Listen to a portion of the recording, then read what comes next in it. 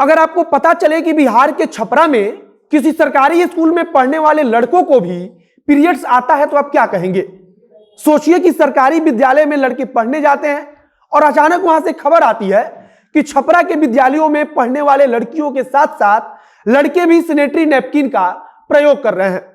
आपको थोड़ी हैरानी हुई होगी, लेकिन विद्यालय के हेडमास्टर साहब इस बात को बता रहे हैं कि उनके विद्यालय में सिर्फ लड़की नहीं बल्कि लड़कों को भी पीरियड्स आता है और इसके लिए सरकार द्वारा जो सैनिटरी नैपकिन दिया जाता है, मेरा मतलब कि सैनिटरी नैपकिन के लिए जो पैसा लड़कियों को भेजा जाता है वह पैसा लड़कों के खातों में ट्रांसफर कर दिया गया है।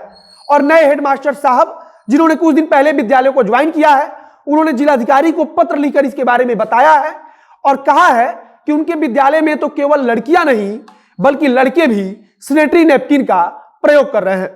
अब सोचिए कि कैसे सरकारी पैसों का बंदरबाट मचा हुआ है और बंदरबाट करने वालों के पास इतना भी दिमाग नहीं है कि वे किसके नाम पर पैसा उठा रहे हैं, इसकी भी ठीक ठीक जानकारी रख सके। अब नमस्कार, मेरा नाम है मोहित कुमार सिंह और आप देख रहे हैं हमारा विशेष कार्यक्रम एक्सप्लेनर। हमारी बच्ची पटना में अकेली रहती है और जॉब भी करती थी, परंतु अभी जॉब छूट गया है और इस बीच उसकी तबीयत जो है बहुत ज़्यादा खराब हो गई। हनुमान ऐप के माध्यम से उसे जानकारी मिली और हमारे आने तक यानी कि ऑपरेशन तक सारा देख रेख हनुमान ऐप के थ्रू हुआ। धन्यवाद हनुमान। राष्ट्रीय जनता दल की तरफ से इसके बारे में अपने ट्विटर पर लिखते हुए सरकार पर हमला बोला गया है और कहा गया है कि यह मजाक का नहीं भ्रष्टाचार का विषय है। अनैतिक सरकार में लूट का कोई मौका नहीं छोड़ा जा रहा है। लड़कों को सैनिटरी पैड्स दिए जा रहे हैं।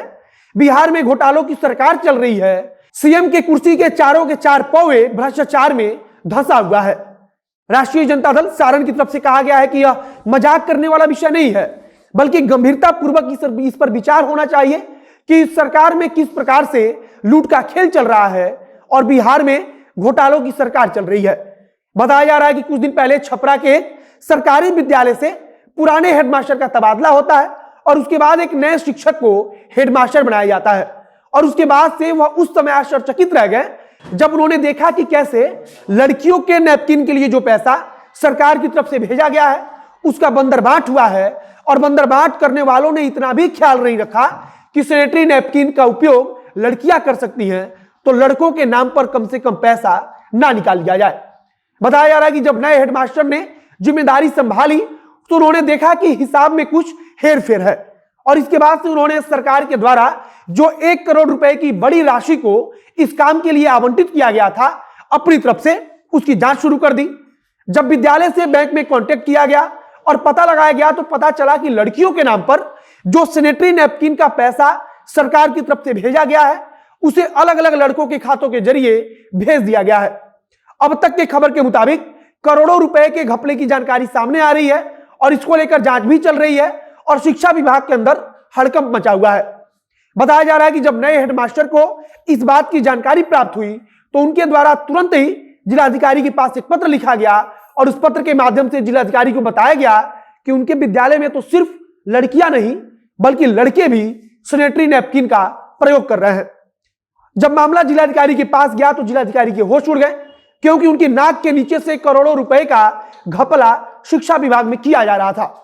शिक्षा विभाग के अधिकारियों के पास जब इसकी जानकारी गई तो उनके भी होश उड़ गए और अब आनन फानन में जांच की बात कही जा रही है और विपक्ष की तरफ से लगातार इस मुद्दे को उठाया जा रहा है। बताया जा रहा है कि जब नए हेडमास्टर ने पैसों को लेकर छानबीन शुरू की तो उन्हें पता चला कि सरकार की तरफ से जो लड़कियों के उपयोग के लिए करोड़ों रुपया भेजा जाता है उसमें बड़ा हेरफेर हुआ है और इसकी जानकारी प्राप्त करने जब वे बैंक में जाते हैं तब वहां से उन्हें जानकारी दी जाती है कि विद्यालय के खाते से या फिर सरकार द्वारा जो पैसा भेजा गया है उन पैसों को लड़कों के खातों में ट्रांसफर कर दिया गया है, जबकि सरकार की तरफ से यह सिर्फ और सिर्फ लड़कियों के लिए विशेष रूप से प्रदान की जाती है। और जाहिर सी बात है कि सैनिटरी नैपकिन का उपयोग सिर्फ लड़कियां ही करती हैं। इसके बाद से मास्टर ने अपने स्तर पर थोड़ी और छानबीन की और फिर उन्हें लगा कि अब जिलाधिकारी के पास पत्र लिखकर इसकी जानकारी देनी चाहिए और उन्होंने इसके बाद पत्र लिखा और पूरी जानकारी उन्हें दे दी। अब जिलाधिकारी के पास मामला गया है और मीडिया में जब मामला सुर्खियों में आ गया है तब बड़े अधिकारियों के हाथ पांव फूल गए हैं और हमें पता है कि तमाम मुद्दों की तरह इसमें भी कहा जाएगा कि जांच होगी और दोषियों पर कड़ी कार्रवाई की जाएगी। बाकी सोचिए कि बिहार में ऐसा कौन सा विभाग होगा जो घोटालों से मुक्त होगा, और इससे भी जरूरी कि सुशासन की सरकार में यह सब कुछ अंदर ही अंदर चल रहा है। अब विपक्ष भी इस मुद्दे को लेकर हमलावर है और मीडिया में लगातार चर्चा चल रही है, तो हो सकता है कि जांच की जाए और कुछ कार्रवाई हो जाए। अगर आगे कुछ और जानकारी आएगी इससे जुड़ी हुई तो उसे हम आप तक पहुंचाएंगे। इस वीडियो को फिलहाल यहीं पर समाप्त करते हैं। वीडियो को शेयर करते जाइएगा। अगर फेसबुक पर देख रहे हैं तो पेज को लाइक कर लीजिए, और अगर यूट्यूब पर देख रहे हैं तो चैनल को सब्सक्राइब कर लीजिए। मिलते हैं फिर बहुत जल्द अगले वीडियो में। कैमरे के पीछे खड़े हूं प्रकाश और मैं मोहित कुमार सिंह। बहुत बहुत धन्यवाद।